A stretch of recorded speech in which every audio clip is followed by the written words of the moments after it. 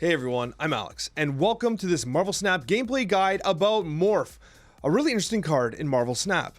If you've been playing any card games in the past, whether it be Marvel Snap, Hearthstone, Runeterra, whatever it might be, you've probably heard the term RNG, Random Number Generation, which essentially means that you're leaving it to fates to determine what happens when you play a card, what happens when you do a combo, and whether you win or lose might be purely determined by a random number being generated, a roll of the dice, and a test of fate. This is what Morph does. Morph is a 3-cost with 0 power that essentially takes on the form of a random card in your opponent's hand. That could be really cool. If they only have one card in their hand and they've been discarding the whole time and it's a 24 power Apocalypse, then guess what? For 3 cost, you get a 24 power 6 cost Apocalypse. That's pretty damn good. You take that and they retreat. Really sad. I mean, not for you, it's sad for them. It's beautiful for you. Morph is one of those heroes that has like insane high roll potential. He literally can like completely change the course of a game by just hitting the right card in their hand.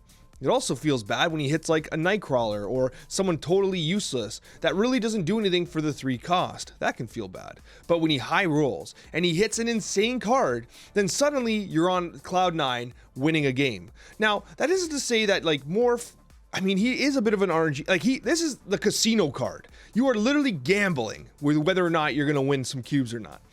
But with that being said, as you start to build experience with the game, you can use Morph as like a little bit of a more higher percentile play. Yes, of course, there's always a risk you pull some straight up garbage from their hand. But if you really know what's going on and you have an idea of what they might be holding in their hand, then suddenly Morph might have some very significant value. He's tricky. He'll lose games for you, but he'll also win games for you. And if these clips are any indication that were recorded live on Twitch, he can high roll, he can win games, and he can be absolutely hype-inducing. I hope you enjoy the clips. Turn into one of the other locations? Sure. He goes mid with the Daredevil. He's got a destruction deck. He's playing Nova. Bucky Barnes just got destroyed. That's pretty good. I don't even have a play here. This feels terrible. He plays Carnage, which is, oh man, such a good play. Oh my god, this Carnage is huge. Cards cost 1 less. What I think I do here is I think I morph into Scorpion. I give him mid. Morph has to drop first, because I don't want a weakened card.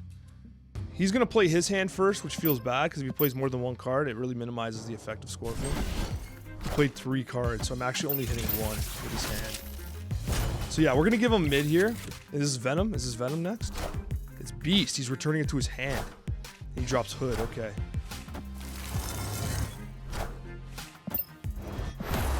We just pulled the Carnage. Oh my god, we just pulled the Carnage. And you know what we can do? He has a small hand. I can just play Leech, but I think I'm actually gonna play Sandman into Rowan. And we'll go with this because as much as I want to leech him, I think with the way his deck's set up, especially with Beast, especially with the reduction in card cost, he's gonna want to play many cards at once. Let's do this. See, he played 3 cards this turn. So he gets Deadpool, he throws down Warmonger, causes us a little bit of grief here. Deadpool goes back, but he can only play 1 card per hand. Ronan throws down the Demon. Ronan's getting the +4. I can make him draw, but I can only play 1 card per hand. So if I play the 7, I think this is right. I play Maximus here. He's gonna be forced to draw, and he can't actually play the cards he's drawing. Obviously, Leech is great too, but I think this is gonna drive him insane. Because what I do is I drop Maximus, he drops Carnage, he takes Beast out. He can only play 1 card. So I win here, because I can America Chavez here. I guarantee the victory. He has to do something wild to beat me. I'm gonna give him the I'm confident. He has to do something wild to beat me. And the Sandman, again, is preventing him from actually playing his hand properly. So he plays Taskmaster, He gets the +14, but it's in mid. It doesn't matter. We are gonna get the win. And it's Sandman again that's preventing them from playing properly. Thumbs up to you too, buddy. Thumbs up to you too. I wish there was like a well played or like GG, right? This deck, I thought it sucked. We haven't lost. We just keep winning. Let's turn one snap on this guy. Snap.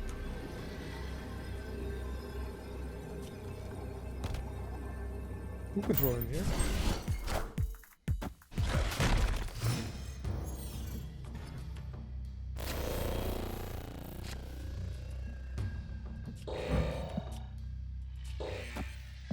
There's no point in playing into that if that position they're all gonna swap anyway.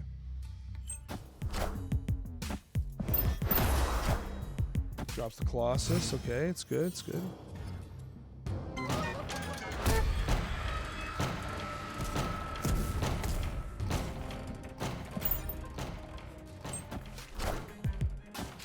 Okay. Plays the Murder World. That's fine.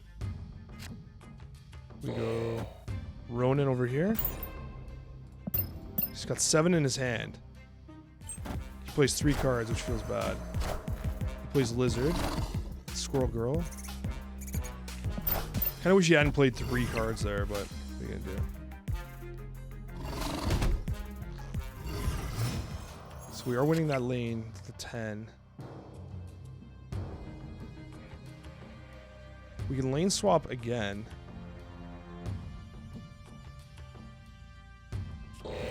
We probably just play Morph here, hope for the high roll, and Quake here. We give mid. Actually, he can only play 1 card mid. We have America Chavez next. If Morph high rolls, we're fine. If he low rolls, we're screwed. He'll have to deal with Ronin, so we do this. I don't know. This might be. We're really banking on Morph to hit us. Hit them with something here. So he goes right. We morph in. We take down Lizard. We become Onslaught. Hell yeah! Let's go. We get Quake. We swap them around a little bit.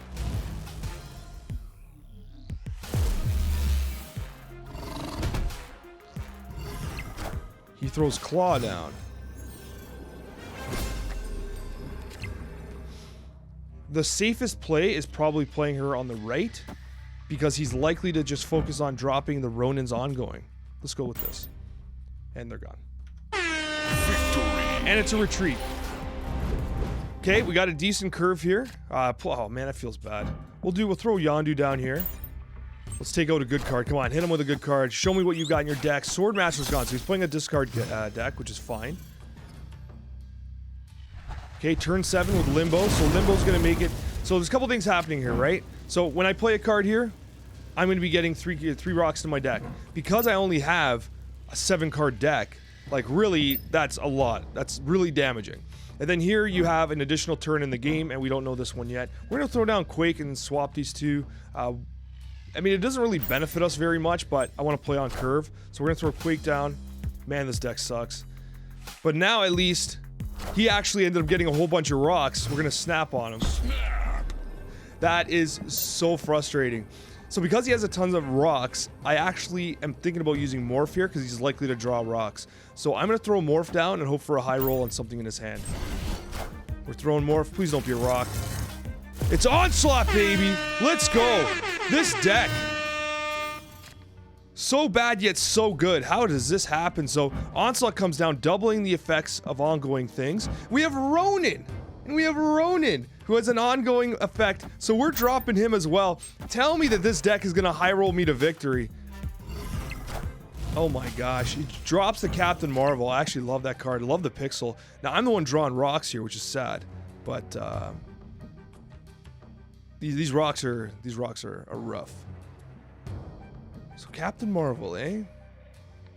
We can throw down Cosmo on Monster Island, but I'm gonna throw down Iceman first, then we'll throw down Cosmo. Okay, he gets +1 one of his cards. No reveals happening on Monster Island. Cerebro, giving his monster some love. But buddy, we have America Chavez. So what we're gonna do here is we pretty much win this lane. We pretty much win this lane. I could play mid 2. He does have, I mean, he can play a Bucky Barnes play to get Winter Soldier out. And you're gone because we high rolled like absolute champions. What a deck, man. What a deck. Oh, you love to see it.